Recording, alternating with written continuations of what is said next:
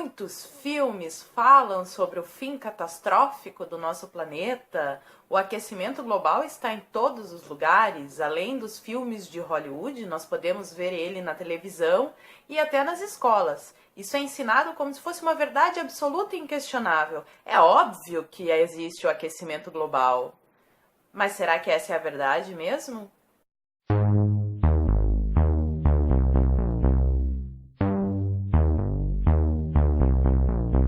A gente já viu tanto isso por aí que parece até loucura falar que o aquecimento global é uma mentira.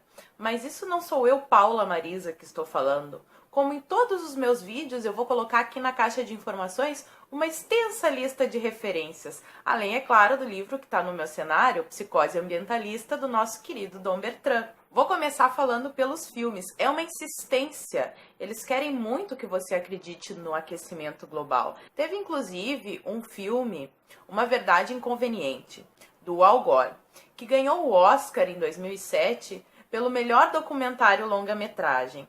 Todo mundo ficou sabendo dessa informação. O que muito poucas pessoas ficaram sabendo é que depois disso houve um grande movimento para pedir a retirada do Oscar desse filme por ele ter utilizado dados falsos. Basicamente, os estudiosos sobre esse assunto se dividem em dois grupos. Os ambientalistas catastrofistas, que defendem o aquecimento global pela ação do ser humano e que apontam que isso está levando o nosso planeta a um caos, e os céticos, que apontam inúmeras falhas nos trabalhos dos cientistas catastrofistas. Também precisamos deixar claro dois conceitos. O primeiro deles é tempo, que é o estado momentâneo da atmosfera numa dada localidade.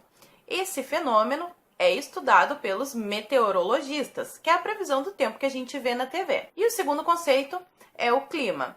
O clima é a média dos eventos climáticos, como chuvas, ventos, temperaturas, por longos períodos, mais ou menos 30 anos.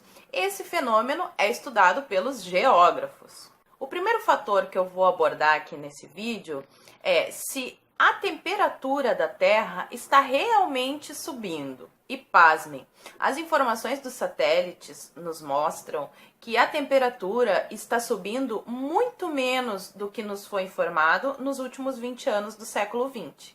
E isso não é invenção, não é achismo, são dados de satélites, fatos, não é opinião minha, tá, gente? Outro esclarecimento muito importante para ser feito é que a variação da temperatura é um fenômeno normal. Houve um período de aquecimento medieval em que as temperaturas registradas na Europa foram muito superiores às registradas atualmente. Esse aquecimento permitiu, inclusive, aos nórdicos colonizarem o norte do Canadá e a Groenlândia, Terra Verde, que hoje são cobertos por gelo. Do século XVI até meados do século XIX, houve uma pequena idade do gelo. Inclusive, a capa da revista Time, de 31 de janeiro de 77, mostra o rio Tamisa congelado. Dá uma olhadinha nessa citação aqui do professor Luiz Carlos Baldissero Molion, que é PhD no assunto e inclusive já foi diretor e pesquisador do INPE.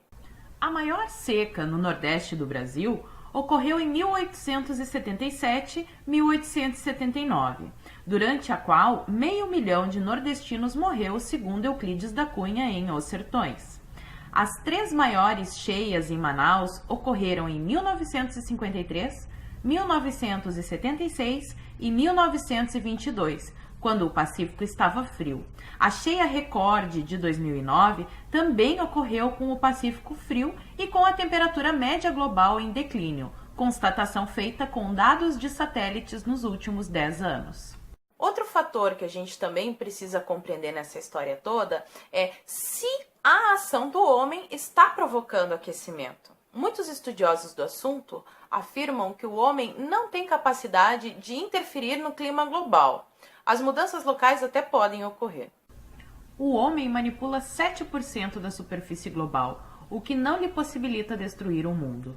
Também se fala muito na interferência do CO2 na camada de ozônio e culminando isso em um aquecimento global. Mas a verdade é que até hoje não existe nenhuma prova científica de que isso realmente ocorra. O CO2 influi? Sim, mas quanto? Os combustíveis fósseis emitem por ano 6 ou 7 bilhões de toneladas de CO2, cerca de 15 vezes menos do que os mares, que emitem 90 bilhões de toneladas. É uma desproporção fantástica entre uma coisa e outra. As plantas emitem uma quantidade quase igual. Quem contesta essa tese do aquecimento global não sou eu, Paula Marisa. Eu apenas me informo sobre o assunto. Sabia que mais de 1.000 cientistas contestaram o relatório do IPCC feito por 52 cientistas? Vocês conhecem a Carta Aberta à ONU de 2007? Nela, mais de 100 cientistas de 19 nações contestaram o aquecimento global. Também houve a Petição de Oregon, em 1999, onde 30.000 cientistas americanos contestaram esse aquecimento global, entre eles 9.000 PhD. Teve também o apelo de Heidelberg, eu não sei pronunciar, mas o nome vai estar escrito aí. Nesse apelo, houve 4.000 assinaturas, incluindo 72 ganhadores do Prêmio Nobel. É muito estranho, né? A gente ouviu falar o tempo inteiro no aquecimento global como uma verdade absoluta e agora eu chego aqui mostrando muitos dados que a maioria das pessoas não conhece, não tem acesso, nunca ouviu falar. Deve ter muita gente nesse momento dizendo que eu sou uma louca retardada, eu já estou acostumada com isso, não me importa, irei continuar. E agora vai ficar pior, porque eu vou mostrar a razão pela qual essa mentira está sendo contada para todos nós. Agora dá uma olhadinha nessas citações aqui. Olha só o que o cofundador do Greenpeace nos diz. A outra razão pela qual o extremismo ambiental surgiu foi o fracasso do comunismo mundial. O muro caiu e um monte de pacifistas e ativistas políticos migrou para o movimento ambientalista, trazendo seu neomarxismo consigo. Aí agora vai a citação do ex-presidente da República Tcheca.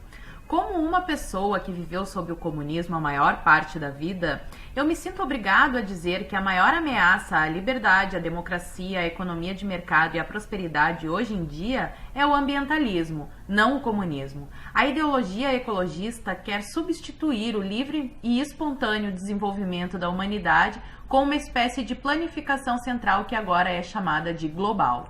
Agora olha que coisa mais querida quem defende o aquecimento global. Achei o comentário desse cidadão aqui super empoderado marxista. A resposta ao aquecimento global é a abolição da propriedade privada. Ai, que legal! Um mundo socialista daria uma prioridade enorme às fontes de energia alternativas. Isto é o que os socialistas voltados para a ecologia estão agora explorando detidamente. Ai, que lindo! Não poderia faltar nosso querido Frei Beto. A bandeira da ecologia também é revolucionária. A questão ecológica atinge indistintamente a todos. Nós tínhamos uma ideia de classe muito mais permeada pelo econômico. Às vezes deixávamos de ampliar o leque de aliados por não perceber que há demandas que dizem respeito à vida das classes dominantes, tanto quanto à nossa vida, como é a questão do meio ambiente. Ai, que lindo! Ainda contamos com o apoio empoderado de Hugo Chávez, Evo Morales, Marina Silva e Bin Laden. E agora, por favor, não fiquem bravos comigo, eu apenas pesquisei o tema e vi as informações que eu estou trazendo aqui para vocês, não tirei da minha cabeça. E o Papa também está do lado dessas pessoas tão maravilhosas que estão apoiando o aquecimento global. Dá uma olhadinha nessas coisas que ele escreveu na encíclica Laudato Si sobre aquecimento global e propriedade privada. O clima é um bem comum, um bem de todos e para todos.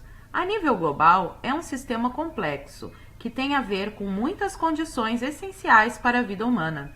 Há um consenso científico muito consistente indicando que estamos perante um preocupante aquecimento do sistema climático.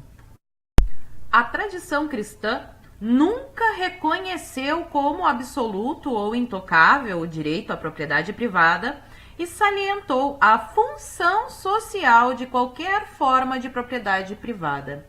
Papa Francisco 2015. Eu apresentei os dados, não inventei nada do que tem aqui nesse vídeo, são fontes muito confiáveis. Pesquisem por vocês, achem a verdade, tirem as conclusões de vocês acerca do assunto e parem de acreditar no que a mídia fica dizendo. Eu vou terminar esse vídeo com uma citação do autor do livro. É bom não esquecer que, ao longo da história, as revoluções se apresentaram como defensoras dos povos e das liberdades, mas acabaram por criar verdadeiras máquinas de extermínio. O nazismo e o comunismo são apenas exemplos mais recentes, moldando civilizações que vilipendiaram o direito natural, violentaram a natureza humana em seus aspectos mais elementares. E, em nome da libertação das amarras do cristianismo, erigiram outra, baseada em costumes e métodos neopagãos, apresentando-se como modernos. Fiquem com Deus.